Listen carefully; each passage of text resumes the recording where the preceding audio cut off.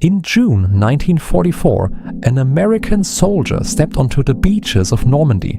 He carried a rifle, he carried ammunition, but inside his pack was something just as important: a small metal can. Inside that can was not a weapon, it was survival. Wars are often remembered for tanks, aircraft and generals, but no army in history has ever marched on an empty stomach. During World War II, the United States had to feed more than 16 million service members. They were scattered across Europe, North Africa, the Pacific, and remote island chains few Americans had ever heard of. They fought in snow, desert heat, jungle humidity, and freezing rain. Each environment demanded calories. Each soldier demanded consistency. And each day, no matter where they stood, food had to arrive.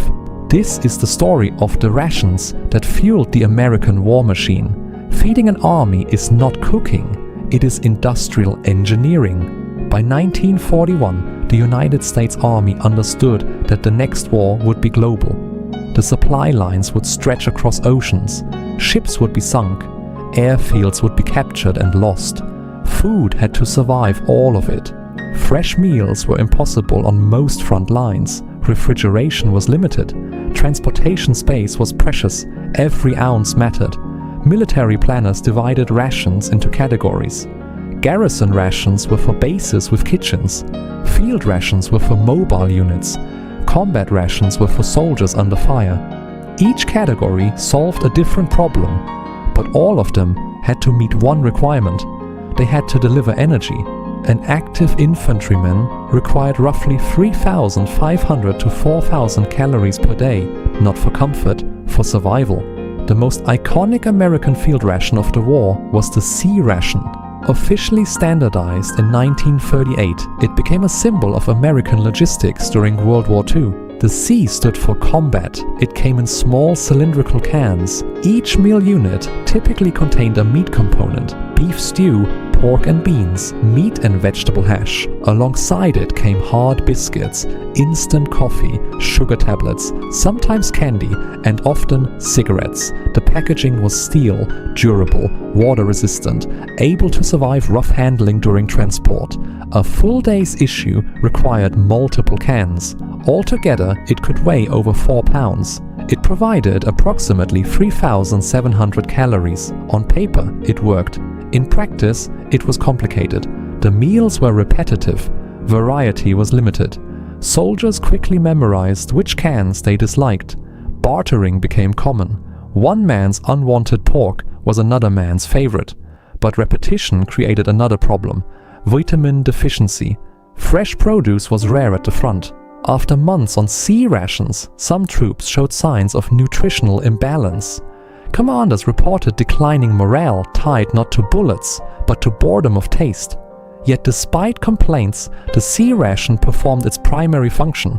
It kept millions of Americans fed across continents. Factories in the United States produced hundreds of millions of cans. Assembly lines operated around the clock. Food became ammunition. If the C-ration was heavy endurance fuel, the K-ration was mobility. Developed in 1941, it was designed for paratroopers and rapid operations. Lightweight, compact, boxed in wax-coated cardboard, each daily set was divided into 3 small meals: breakfast, dinner, supper. Inside were crackers, processed cheese, canned meat, powdered beverage mix, chocolate, chewing gum, and cigarettes. The entire day's supply weighed far less than C-rations. This mattered on airborne drops. It mattered during amphibious assaults. It mattered during long patrols behind enemy lines. But the K-ration had a flaw. It was never meant for extended use. Calorie counts were lower, roughly 2,800 per day. When troops relied on it for weeks instead of days, weight loss followed. In the jungles of the Pacific, malnutrition became a concern. The ration had been engineered for speed. War turned it into routine. Still, during D-Day and the early push through France, the K-ration did exactly what it was built to do. It moved with the soldier. Then there was the emergency ration, the D-ration. At first glance, it looked simple: a chocolate bar. But it was not candy. It was chemistry. The US Army contracted Hershey's to design it. The requirements were unusual. It had to weigh 4 ounces, deliver 600 calories, withstand high temperatures, and most importantly, it could not taste too good. If it tasted like normal chocolate, soldiers would eat it too quickly. The result was a dense, bitter bar, hard to chew, resistant to melting, designed strictly for survival. Millions were produced. They were packed into emergency kits, issued to tank crews, carried in aircraft, stored in life rafts. The D-Ration was not enjoyable, it was insurance. Behind every ration was a factory. American industry became a logistical weapon. Food processing plants expanded dramatically after 1941. Canning technology improved. Dehydration methods advanced. Standardization reduced waste. Rail lines carried finished goods to ports. Convoys carried them across the Atlantic. Despite German U-boats, supply rarely collapsed. American troops in Europe generally received more consistent caloric intake than many of their adversaries. In the Pacific, supply was harder, distances were enormous, islands lacked infrastructure. But the system adapted. Mobile bakeries were deployed, refrigerated ships increased capacity, innovation followed necessity. The ability to feed soldiers thousands of miles from home became a strategic advantage. Compared to many Axis forces, American rations were more calorie-dense and more industrially stable. German forces often relied on local sourcing as campaigns extended. Japanese troops frequently faced severe shortages in isolated island campaigns.